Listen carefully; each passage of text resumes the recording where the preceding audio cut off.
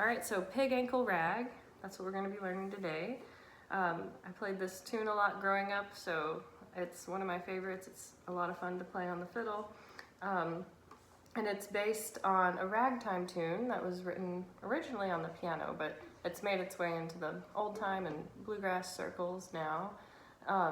But yeah, based on ragtime, which is a style of music that was very popular in the early 1900s, especially made popular by Scott Joplin, of course. And it emphasizes these syncopated or ragged rhythms, or not what you would expect, not just on the beat rhythms. And also the eighth notes are swung, so they're not straight. So it has kind of a bouncy feel, and that's a lot of fun. If you were playing in a fiddle contest, you could use this as your tune of choice. But yeah, so I'm gonna go over the melody and the chords, and then I'll also talk about some licks or variations or double stops that you could use to throw into your break. So let's go ahead and get started. We're in the key of D, and there are two parts, so A, A, B, B. Each part is repeated, and there's 12 bars total for each section. And I'll go ahead and just mention now the swing feel. So that just means long, short, long on the eighth notes. So instead of, it's, so instead of just straight eighths, it's,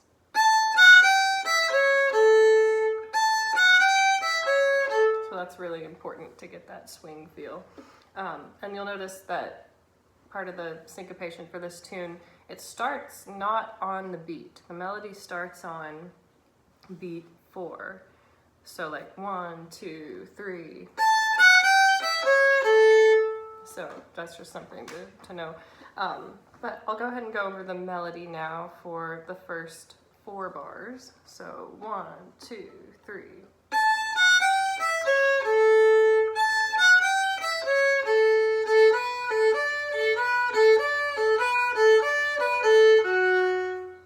So a little bit of syncopation there. And then the slurs I do think help. So occasionally slurring 2 and then doing 2 separate. And just, yeah, I think adding slurs definitely helps to this.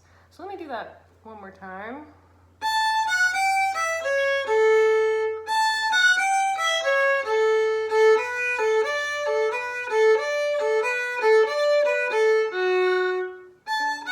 So that's the first 4 bars. Now let me do the next little chunk.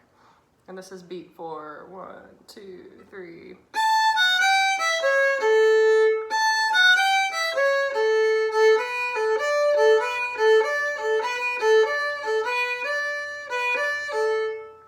So that was the next 4 bars. So it started the same way as the first, and then it almost just ended a little bit differently, basically. So let me do that one more time.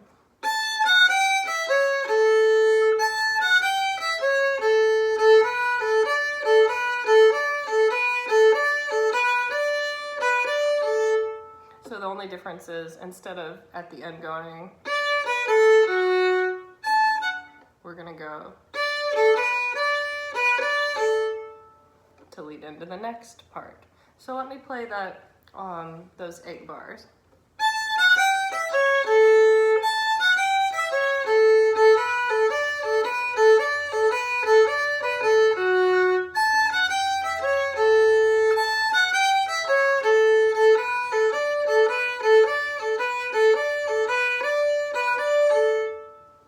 So think about the swing rhythm and all those syncopations in there.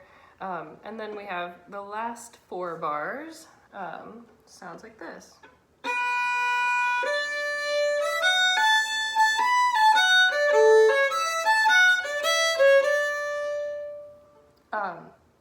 Let me do that one more time.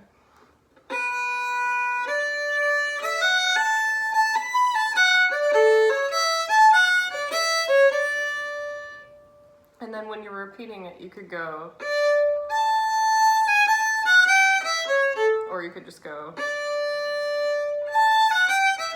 either way. So that's the entire first part, which you would repeat. So let me play the whole A part.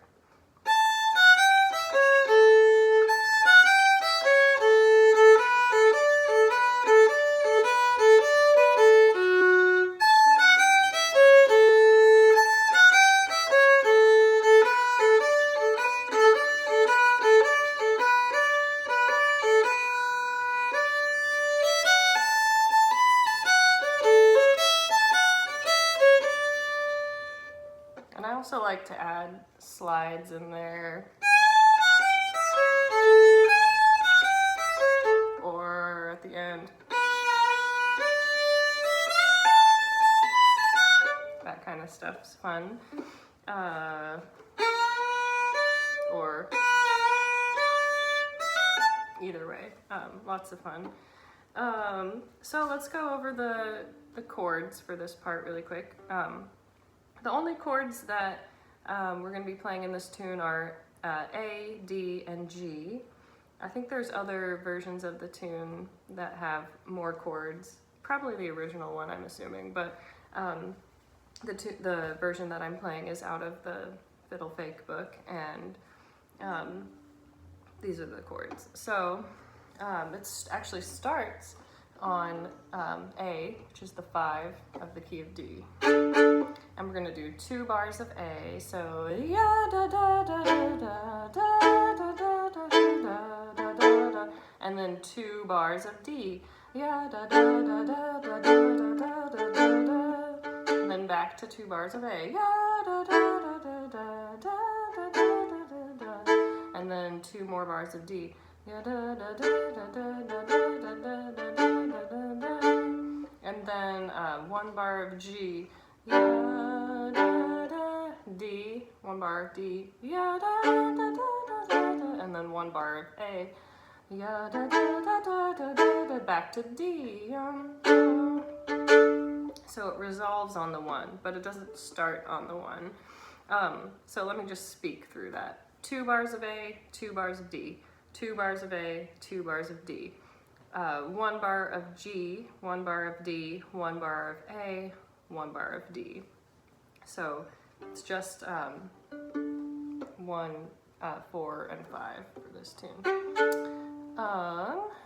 So those are the chords, and if you aren't sure how to play a chord, here's an A chord. You could just do open A and E, or you could do 1, 1 on G and D, or 1 and 1 on D and open A for an A chord. For D, you could do open A and open D. You could do 1 on G and open D. Either of those are good for D. For G, you could do open G and D, or you could do 3 on D and 1 on A, or 3 on D and 2 on G. So those are just some ways that you could chop those chords. Now let's move on to the melody of the B part.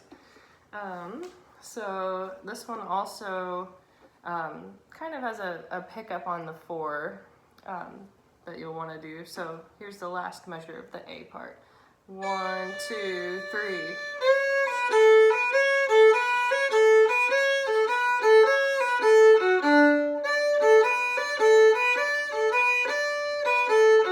So that's the first 4 bars of the B part. So if I wasn't swinging, it would sound right. So it's not as bouncy and fun as.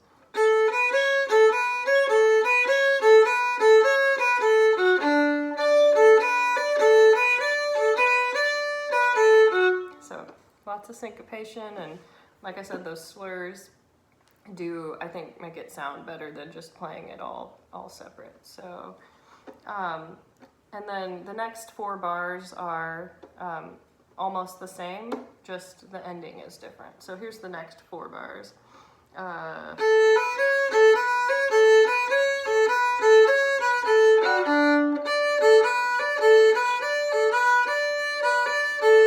it's just those last notes because they're gonna go into that G chord. So let me play the whole 8 bars that we have so far.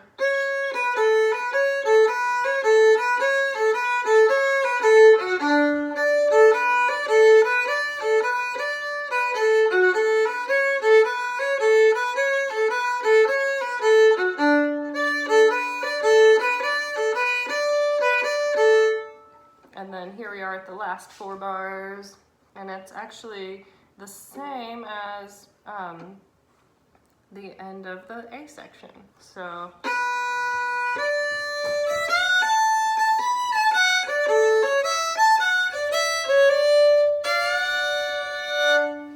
and of course that would repeat as well.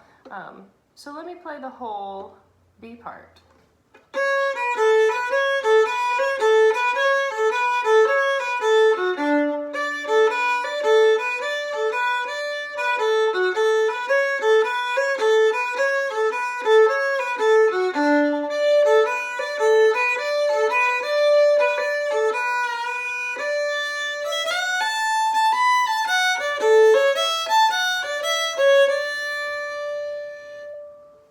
And you could also at the end go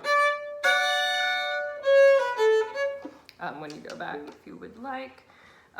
So the chords for the B part are the exact same chords as for the A part.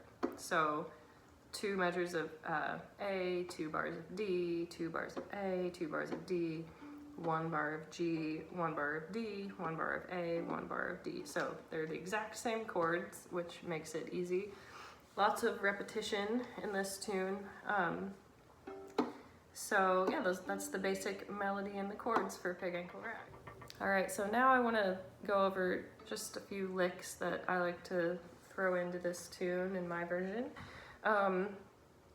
So I like to not stray too far from the melody, but just kind of throw in some double stops or maybe some kind of fun rhythmic stuff, just to make it a little interesting. And then I like to go back and forth between like maybe playing some in the lower octave, that kind of stuff. So I'm gonna go from the top.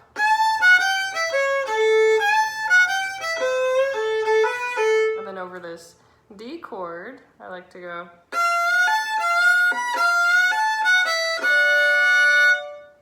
So that's just kind of a sliding on the flat third to the major third.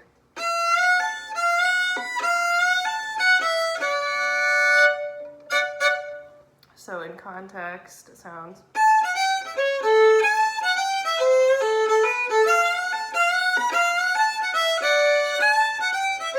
Something like that. So let me do that one more time, just sliding on that one.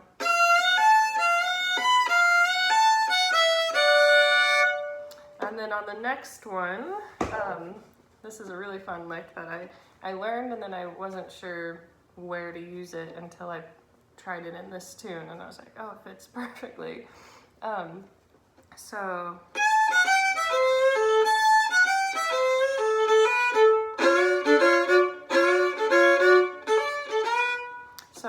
that is. So I'm sliding, so I have my 3rd finger on A string, 2nd finger on D,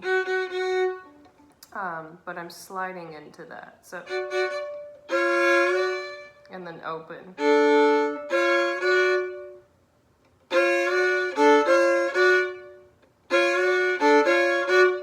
And what makes it fun is the off the beat kind of syncopated feel of it. So you have to get the the timing right. So 1.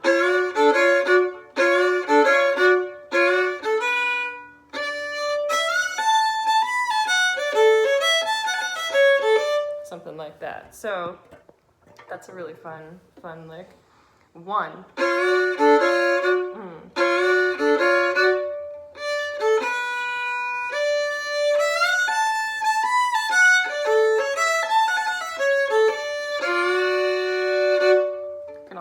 some triplets, like those are also fun to add. So those are just a couple licks that you can do over the D chord, just using that flat third to give it a kind of bluesy notes there. And then in the B part now, so let's see, what was I doing there?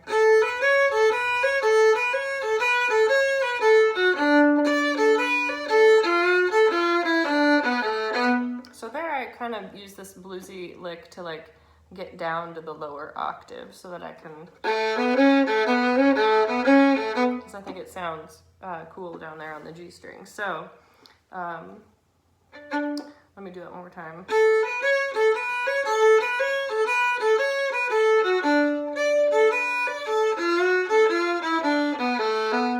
So on the D chord going,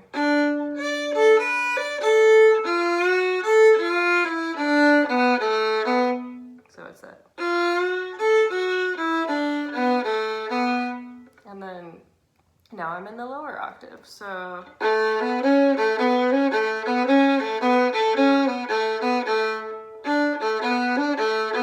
and then I like to go.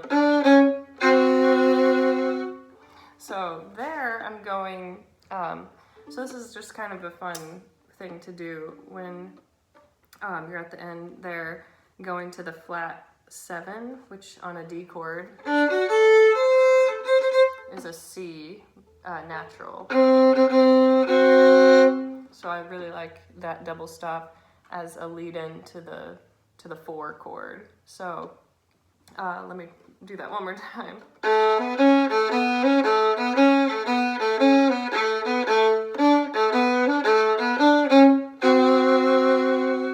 And add a little, I like to add a little wiggle, kind of jazzy there. So I have second finger on the D string, and then C on the G string. And then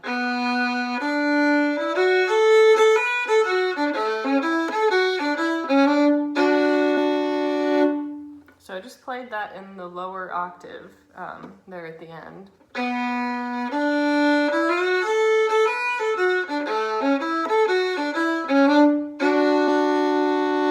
And then that double stop at the end, just a D and a F sharp. So those are just a couple of ideas, but if you're wanting to come up with your own licks, like I said, adding lots of triplets, so like, and you could add drone, a drone, like that, a triplet, so triplets, drones, like I was saying, adding like the open string, but then also just thinking about where can you play those flat third to major third. You could do it on the other chords as well, like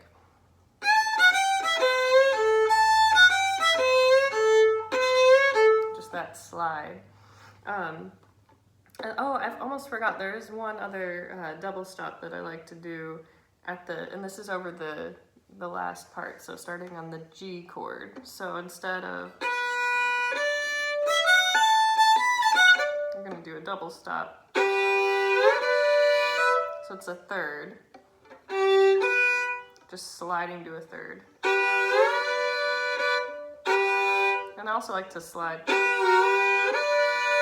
and then here also a third.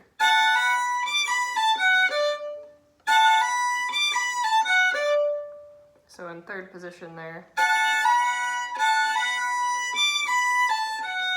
And then back to, so let me do that in context of,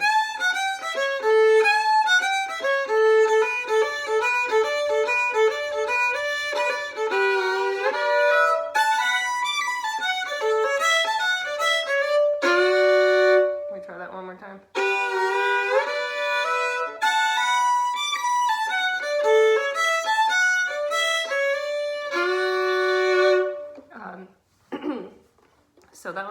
bit tricky, but just practice sliding like this.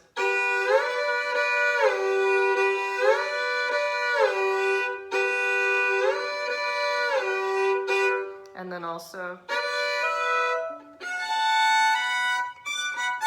another third there as well. So yeah, just think about where you could add some double stops, where you could add some slides and kind of bluesy notes like the flat third or the flat seven.